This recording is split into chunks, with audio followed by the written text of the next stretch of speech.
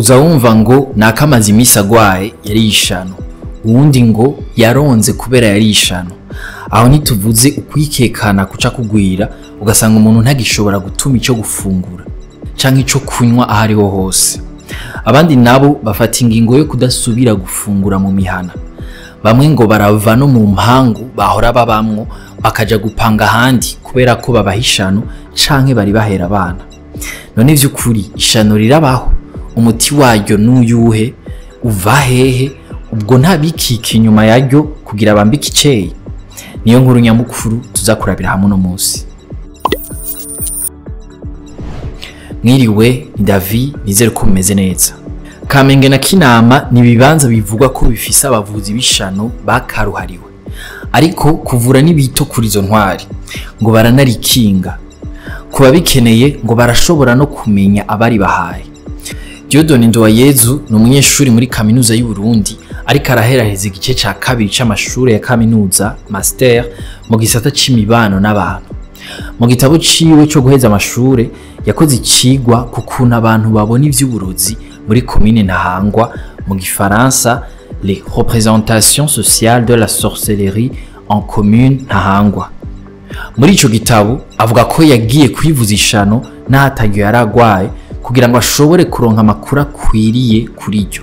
Ngo yaragiye mu Kamenge kwipimisha ishano aho bavuga ko barivura. Ngo bamurigase mu kiganza ahejeje gukaraba. Agiye mu Kinama naho mu kumupima bamubwiye acire hasi ahantu hari sima kugira ngo barabe uko amata atemba. Hanyuma aja no mu Gihosha aho naho bashize kw'icyatsi hama wa muntu avura arumviriza mu nda ko yafunguye. Aho hose yagiye bamubwiye ko ari gwaye. Mwibuke ko yagiye kwivuza atajya gwaye mu ntango. Ku kibazo kwishano ribaho canke ritabaho, Diodone Ndowayezu ati mu bindi bihugu vyo muri Amerika yo hagati, Amerique Centrale no mu bice bimwe bimwe vya Burkina Faso, ico bita ishano sico twita ishano ino. Bobo bazi ico bita empoisonnement, uburozi umwe baguha ikintu urya mu ndya canke kikuja mu mubiri. Ino ngo hari n'abavuga ko bari bahaye mu muyaga. Rero mu Burundi uburozi burashobora kuhaba iyo ari ibintu bikwinjiramo. Diodone Ndowayezu akagira kandi ati ari bene ubwo burozi kwa muganga barashobora kukoza mu nda babibonye. Hari n'igihe usanga umuntu agwaye indwara kwa muganga ntibayibone akibaza ngo bamuhaye ishano. Abantu bobanza kwitura ku baganga bavyigiye. Hari uwundi mwanditsi wa Yaga yagize itohoza bw'ingene bitwa ko ari abavuzi b'ishano bakora, aho bakorera, amahera basaba n'imiti batanga. Aho uwo muganga akorera kuhashika utahazi ntivyoroha. Utegerezwa kubanza gusaba isango kuri telefone. Amaze kuri amafaranga 2,000 vy'amarundi yo kubonana na muganga, ivyo 2 vyari vyo kwisuzumisha. Kandi ntimwibaze ngo ni mu Kirundi, kuko muganga yamwakiriye yari afise imashini nyabwonko bita ordinateur. Iruhande y'iyo mashini iburyo hari ibitabo vyinshi kandi harimo kazinduzi. Ibubamfu hari kirahuri kirimo amazi. Ahejeje kumupima amusavye gucira mu kirahuri, atora ikaramu amwandikira imiti 2, arongera mubwira ati genda uriya yakwakiriye ni wakubwira igiciro n'ingene uyifata. Bamuciriye imiti 25,000.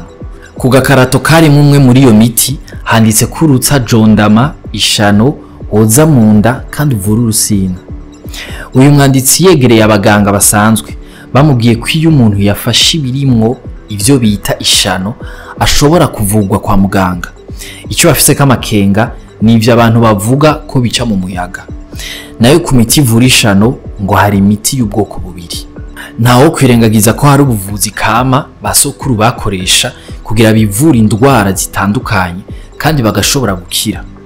Ngo hariho kandi n'imiti y'ikizungu itari mike iva mu mahinguriro. None wikeka ko yahawe ishano yoja kwa muganga canke kuri barumenyi bakamumenyera.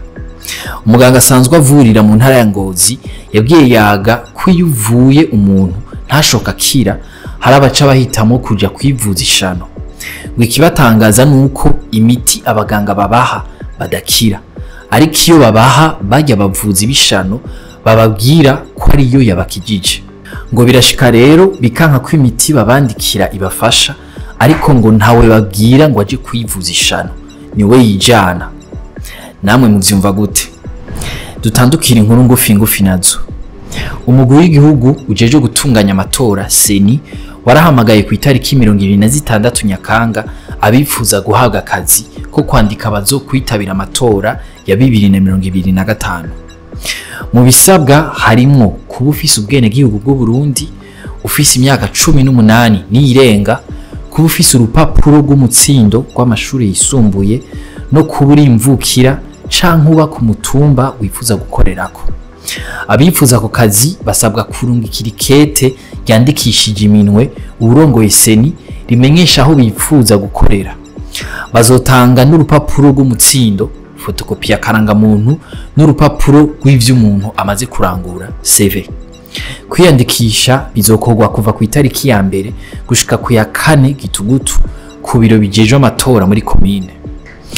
Ihiganwa ry'umupira w'amaguru Primus League rizohagarikwa kuva igenekerezo rya 5 gushika ku rya 20 Gitugutu 2024. Ni mu ntumbero yo guha umwanya imigwi iserukira Burundi kwitegurira ikurakuranamwo mu mahiganwa yo ku rwego rwa Afrika CAN na CHAN hamwe na CAN U20 ku batarenze imyaka 20. Tubibutse ko iri higanwa Primus League rigeze ku munsi waryo wa 5. Umugwi Musongati FC niwo uzi imbere ku manota 11. Mwakoze kudukurikira. Aya makuru yasanga ku mbuga za Yaga na Iris News. Ahanje tuzosubirejo.